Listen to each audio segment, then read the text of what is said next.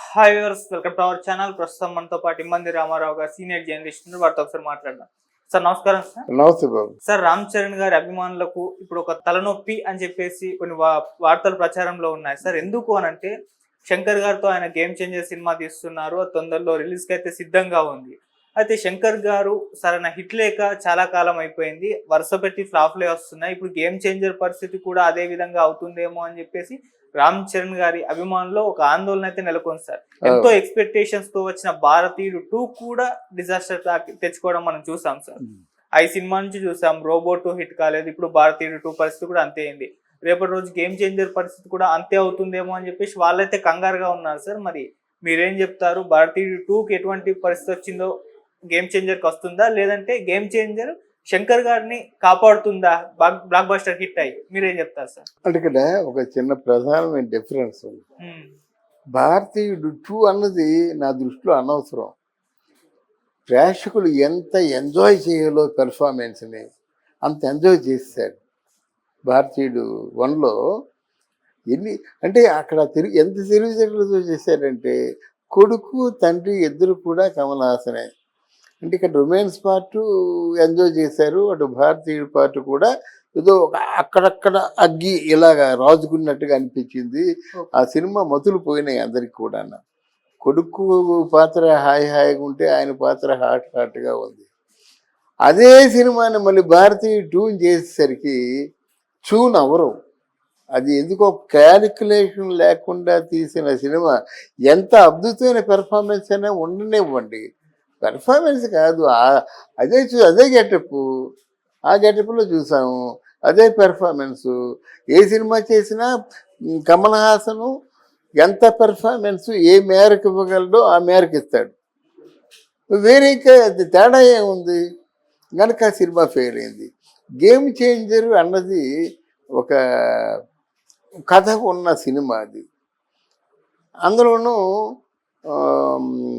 రామ్ చరణ్ నటనలో రాటుదేరిన తర్వాత తీస్తున్న సినిమా.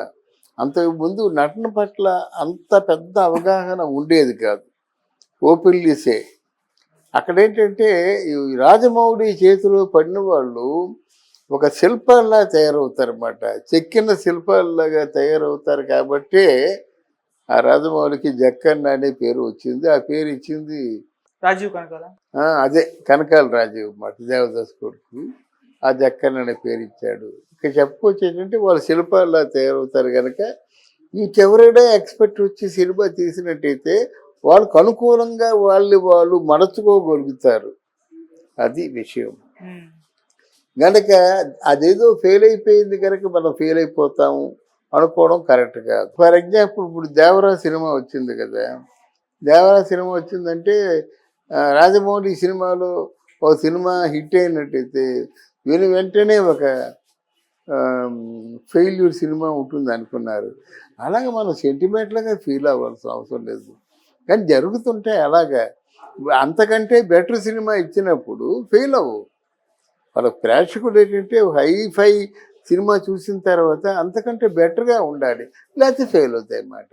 కథ బాగలేదనుకోండి, ఎవరో ఎలాగా అనుకుంటారు, వాడు అలాగే టెక్నికాలిటీ బాగాలేకపోయినా అనుకుంటారు అన్నమాట.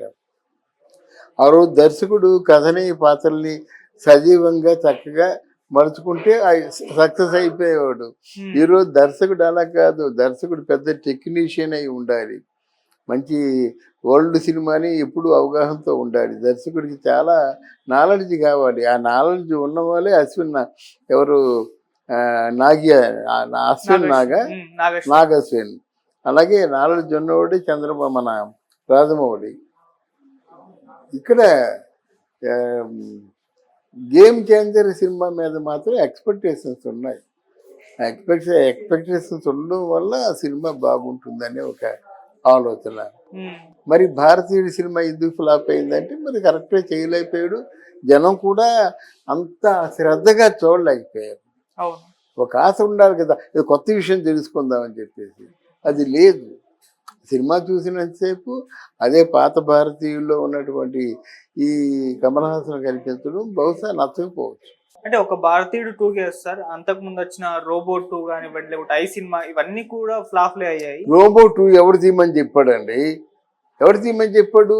ఏదో వాళ్ళ అదృష్టం కొద్దీ ఆ రోబో సినిమాలో మన రజనీకాంత్ ఉండబట్టి చక్కని పాటలు ఉన్నాయి కాబట్టి ఆ సినిమా హిట్ అయిందండి. అది కథని చూడడం మొదటిసారి కాబట్టి. అంటే రెండోసారి చెప్తే బాగుంటుందా? బాగుండదు. రెండోసారి చూపించకూడదు సినిమాల్ని. ఇప్పుడు ఏ సినిమా సరే నీకు, ఎందుకంటే కల్కి 1 ఉంది కదా, కల్కి 2 తీయమని చెప్పండి. చెప్పండి కల్కి 2ని. తీస్తున్నారు సార్ ఆల్రెడీ. తీస్తున్నారు. అందరికీ ఆశ ఎక్కువగానే ఉంటుంది. అవును. కానీ ఏదైతే ఫస్ట్ సినిమా చూపించారో రెండో సినిమా ఆ సినిమా కంటే అన్ని విధాల బాగుంటేనే చేస్తారు. కానీ రెండో సినిమా ఎప్పుడు బాగోదు. ఎందుకు బాగోదంటే సర్వశక్తులు ఒడ్డేసి మొదటి సినిమా తీస్తారన్నమాట. ఒకవేళ ఫస్ట్ సినిమా అన్నది సాదాసీదాగా అంటే ఆడినట్టయితే అట్లీస్ట్ సక్సెస్ సాధించినట్టయితే అంటే ఆ కసితో రెండో సినిమా తీసి సూపర్ హిట్ కావచ్చు. కానీ మీరు తీస్తున్న సినిమాలన్నీ ఫస్ట్ పార్ట్ 1 పెద్ద సూపర్ హిట్. దాని మించి హిట్ చేయాలి. ఎక్కడ చేస్తారు? రోబో 2 తీసినా, భారతీయ 2 తీసినా, ఇప్పుడు రేపు పొద్దున కల్కి 2 తీసినా ఈ క్యాలిక్యులేషన్స్ మర్చిపోకూడదు. ఈ దేవరా 2 తీసినా దాంట్లో కొన్ని ప్రాక్టికల్ ప్రాబ్లమ్స్ ఉంటాయి. దీన్ని లాజిక్ అది ఆ మాత్రం మిస్ అయిపోతే అలాగ ఉంది. ఎవరు తీసినప్పుడు మీరు compare to Baahubali first part ఉన్నట్టు సెకండ్ పార్ట్ ఉందా? అంత అద్భుతంగా సెకండ్ పార్ట్ అనిపించలేదు. ఆ సినిమా తాలూకు ఎక్స్టెన్షన్ అనిపించింది నాకు. మొదటి సినిమా చూసినప్పుడు అద్భుతం అనిపించింది, ఇది ఎక్స్టెన్షన్ అనిపించింది. ఎవరికైనా అంతే. కాదంటే రాజమౌళి సూపర్ డూపర్ లక్లో ఉన్నాడు. ఆయన అదృష్టం ఆయన కాపాడింది. సార్ అంటే ఇప్పుడు శంకర్ గారికి ఏమైందంటే, ఒకప్పుడు ఆయన సినిమాలు చూస్తే సార్ ఎంతో బ్లాక్ బస్టర్ హిట్లు, చాలా ఇన్స్పిరేషన్ కూడా తీసుకునేవారు. శంకర్ గారిని ఇన్స్పిరేషన్ తీసుకుని సినిమాలు తెరకెక్కించే డైరెక్టర్ కూడా ఉన్నాయి. కానీ గత కొంతకాలంగా ఆయన సినిమాలు చూస్తుంటే విమర్శలకైతే దారితీసింది. ఇప్పుడు గేమ్ చేంజర్ ఆయన చేతుల్లో ఉంది. దాన్ని ఎలా హ్యాండిల్ చేశారు? మరి దాంతో కంబ్యాక్ ఇస్తారా? ఆయన ఇంట్లో ఎవరో విన్నాను నేను, కరెక్ట్గా ఐఎమ్ నాట్ సో ష్యూర్. ఇంట్లో వైఫై ఎవరు పోయారు, ఎవరో మొత్తం ఇంట్లో పోయారు. ఆ పోయిన తర్వాత ఈయన శంకర్ లాగా అయిపోయాడని విన్నాను నేను. ఆయన రైటర్ సుజాత గారు అని ఉండేవారు సార్. అంతకుముందు అన్ని ఆయనే రాసేవారు. ఆయన చనిపోయిన తర్వాత ఈయన సొంత స్టోరీ రాశారు. అప్పటి నుంచి ఒక హిట్ రాలేదు సార్ శంకర్ గారికి. మేబీ అది ఏమన్నా రీజన్ అయి ఉంటుందా సార్? కరెక్ట్. ఎందుకంటే ఏదో కుటుంబం లాంటి వ్యక్తి ఎవరో కూడిపోయారు. ఆ సుజాత అనగానే నేనేమన్నా లేడీ అనుకున్నాను. అందుకే ఇంట్లో ఎవరో పోయారేమో అనుకుంటున్నాడు. కానీ ఈయన పోయాడనమాట. ఎవరు? రైటరు. ఎస్. కారణాలు ఉంటాయండి. ఏదో కారణం లేకపోతే ఆయన ఆ టాలెంట్ని దాచుకోవాల్సిన అవసరం లేదు కదా. టాలెంట్ అంటే ఏంటి? Exchange of expertise. కొంతమంది ఎక్స్పర్ట్ల తాలూకు కలయికే టాలెంట్. గేమ్ చేంజర్ పరిస్థితి ఏమంటారు సార్? చూడాలి మరి ఎలాగ గేమ్ చేంజర్ని ఏ విధంగా. ఇప్పుడు మనం ఏం చెప్పలేము కదా. గేమ్ చేంజర్ అంటే ఆ సినిమాలు వరుసగా పోతున్నా కనుక మనం చెప్పలేము. అంటే ఎక్కడో మిస్ అవుతున్నాడు ప్రేక్షకుల్ని. కనుక సినిమా రిలీజ్ అయిన తర్వాత మన ఎక్స్పెక్టేషన్స్ని మించి సినిమా ఆడొచ్చు. లేకపోతే మన